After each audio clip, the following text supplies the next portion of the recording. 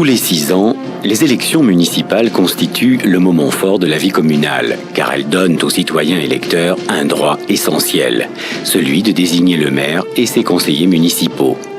Tous les 6 ans, cet acte citoyen ravive la vie politique agatoise en même temps que les féodalités, aux rancœurs mal contenues et aux revanches à prendre. Pour beaucoup, s'éveille alors l'espoir de prendre ou de reprendre ce que d'aucuns appellent, comme s'il s'agissait d'une citadelle, la mairie. 6 années de trêve paraissent alors tout juste insuffisantes pour atténuer les colères, les blessures et estomper les déchirures inéluctables de ces combats cycliques. Alors, quand 18 mois seulement séparent ces confrontations, tout devient possible, même l'inimaginable.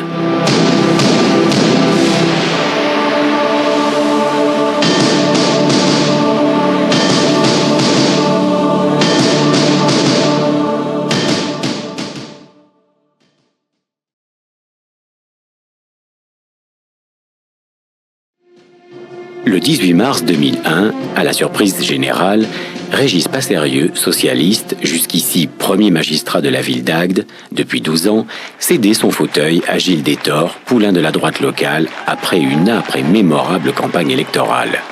À 32 ans, entré en politique pour la circonstance, Gilles Déthore avait par ses choix, hors des directives des partis, bousculé l'échiquier politique local et fait éclater les préjugés. Sa victoire, qu'il qualifia lui-même de hold-up du siècle, tenait avant tout de la spectaculaire alliance conclue entre les deux tours avec un groupe de dissidents socialistes mené par Sébastien Frey, lui-même adjoint au maire sortant, et qui menait une opposition déterminée à Régis Passerieux. Misant sur une volonté électorale de sanctionner les appareils politiques, Gilles Déthore et Sébastien Frey avaient fait abstraction de leurs différences pour battre, au sein même de leurs familles respectives, à gauche, Régis Passerieux, à droite, Charles Ignatov. Mais la victoire de cette alliance insolite ne s'est faite qu'avec 120 voix d'avance. Ce faible écart de voix va décider les vaincus à contester le résultat, mais pour un tout autre motif. Au soir des résultats, devant des partisans déçus, Régis Passerieux, estimant que la campagne avait été menée dans un climat exécrable, où la diffamation fut de règle à son égard, décide de déposer un recours auprès du tribunal administratif. Il s'appuie pour cela sur une série de pamphlets intitulés « Le Petit Pharaon », qui, bien avant la campagne officielle, avaient déjà fait leur apparition sur la promenade agatoise. À l'origine de ces feuillets acides, un certain Robert Biétrix. J'ai donc acheté un terrain à la mairie, sous M. Passerieux, pour faire du ludique, sportif, animation, ce que j'ai fait. Hélas, j'ai dérangé quelques soi-disant pontes du quartier naturiste qui ont fait une pétition, qui sont allés se plaindre en mairie, de peur que je devais déranger. Et M. Passerieux m'a mis en procès. Donc c'était une affaire purement commerciale. Je n'ai aucun a priori politique ou quoi que ce soit, c'était purement commercial. Donc nous étions tombés sur un terrain d'entente, j'arrêtais le loisir et lui réaffectait la destination du terrain en urbanisme. Donc je lui ai donné ma parole, il m'avait donné la sienne. Hélas, j'ai tenu ma parole, il n'a pas tenu la sienne. Alors au bout de quelques rendez-vous, de nombreux rendez-vous infructueux, j'en suis arrivé un an avant les élections à lui dire, écoutez, soit on règle cette affaire, ou soit ça se passera pas très bien, ce que j'ai fait, quoi. Ne trouvant pas d'accord avec lui, j'ai donc relevé tout ce qui était illégal sur la commune, et je l'ai publié. Donc il y en avait suffisamment, je n'ai pas tout publié, et il en reste. Et le résultat, c'est que M. Passerieux a perdu les élections comme je lui avais promis. Maintenant, moi, j'en reste à ce que j'ai toujours dit. C'est une affaire commerciale qui se résoudra par une solution, quelle que soit la mairie. Je suis dans mon droit, je réclame mon droit, purement et simplement. Ce sont donc des raisons purement commerciales qui ont motivé Biétrix, qui affirme n'avoir diffusé que quelques dizaines de tracts seulement, mais admet qu'ils aient pu être reproduits. Pour Régis Passerieux, il ne fait aucun doute que ces écrits diffamatoires l'ont discrédité. Quelques semaines plus tard, le tribunal correctionnel de Béziers, devant lequel il assigne Biétrix à comparaître, lui donne gain de cause en condamnant ce dernier. des propos qui ont été écrits par M. Bietrix dans son journal Le Petit Pharaon, qu'il a diffusé sur Agde. Il accuse notamment l'équipe municipale d'être une bande mafieuses, d'avoir commis des malversations, il accuse du crime de concussion, d'avoir violé des marchés publics, enfin toute une série d'accusations particulièrement graves, notamment mettre d'ailleurs la vie d'enfants en danger.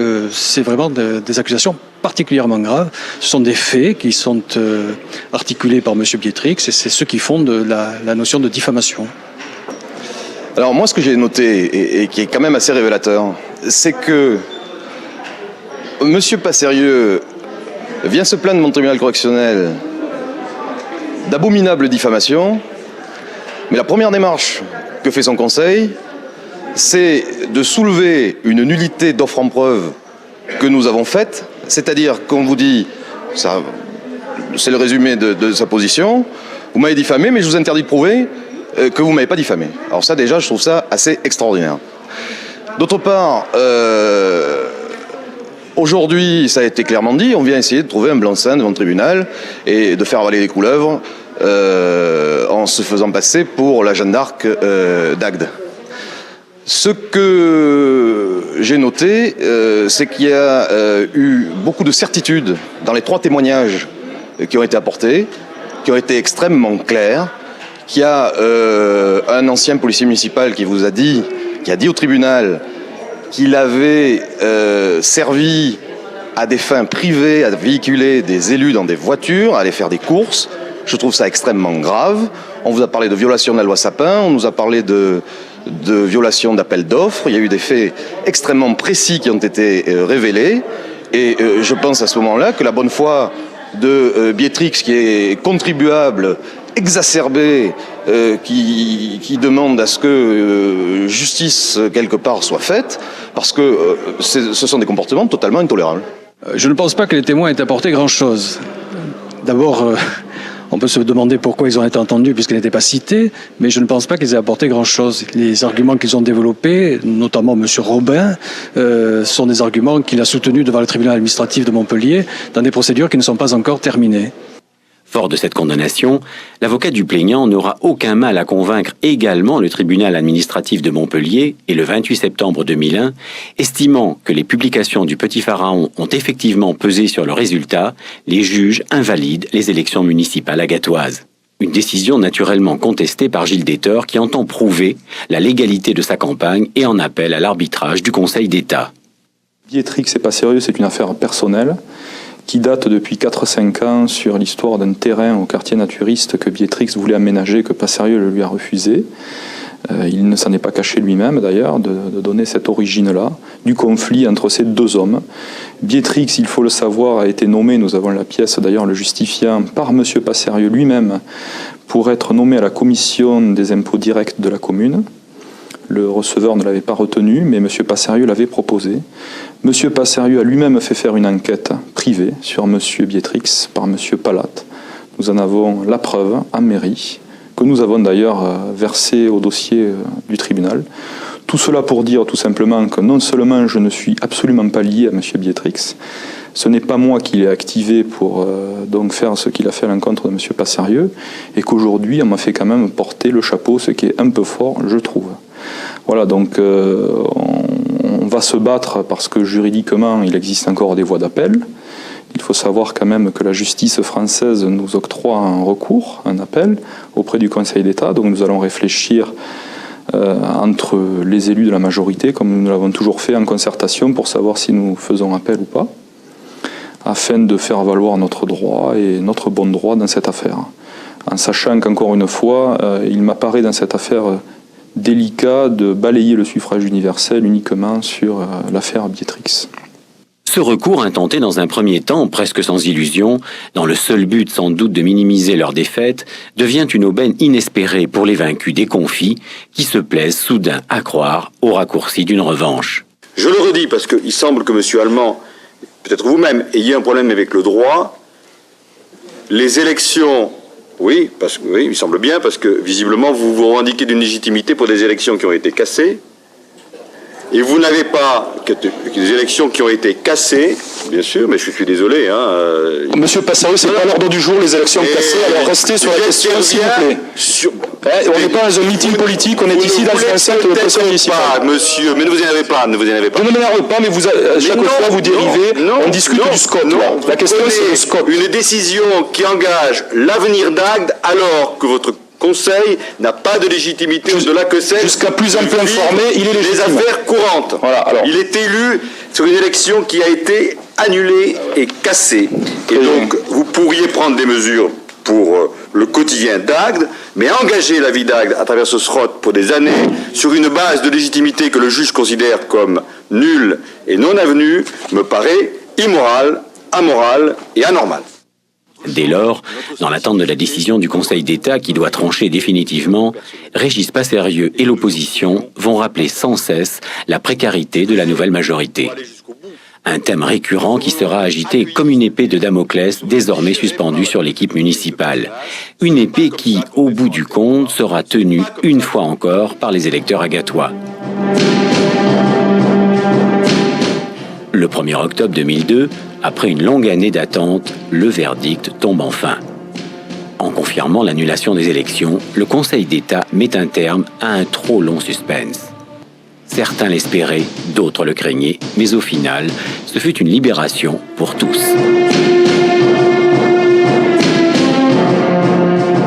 Le 15 octobre, la ville qui se réveille ne donne aucun signe apparent de l'acte exceptionnel qui va marquer d'une pierre blanche son histoire. Il est vrai que la scène se passe pratiquement à huis clos et n'a bénéficié d'aucune promotion. À la mairie, dans son bureau, Gilles Détor appose pour la dernière fois au bas des courriers et des dossiers sa signature précédée du titre de maire de la ville d'Agde. Dans un instant, tout comme ses 33 conseillers municipaux de la majorité et de l'opposition installés au lendemain du 18 mars 2001, il redeviendra officiellement un simple citoyen. La ville d'Agde, et c'est une première depuis 1790, n'aura plus de maire ni de conseil municipal jusqu'au résultat des prochaines élections. Pour ce temps, la gestion de la commune sera confiée à une délégation spéciale ordonnée par le sous-préfet. 3 administrateurs qui auront à charge les habituels pouvoirs du maire et la responsabilité d'organiser les futures élections. En confiant les clés de la ville et son écharpe, Gilles Détor avouera être déçu de cette finalité, mais aussi soulagé et libéré de la tension qui depuis 18 mois pesait sur sa pérennité et sa légitimité. Ce jour-là, les compteurs repartaient à zéro, Gilles Détor aussi.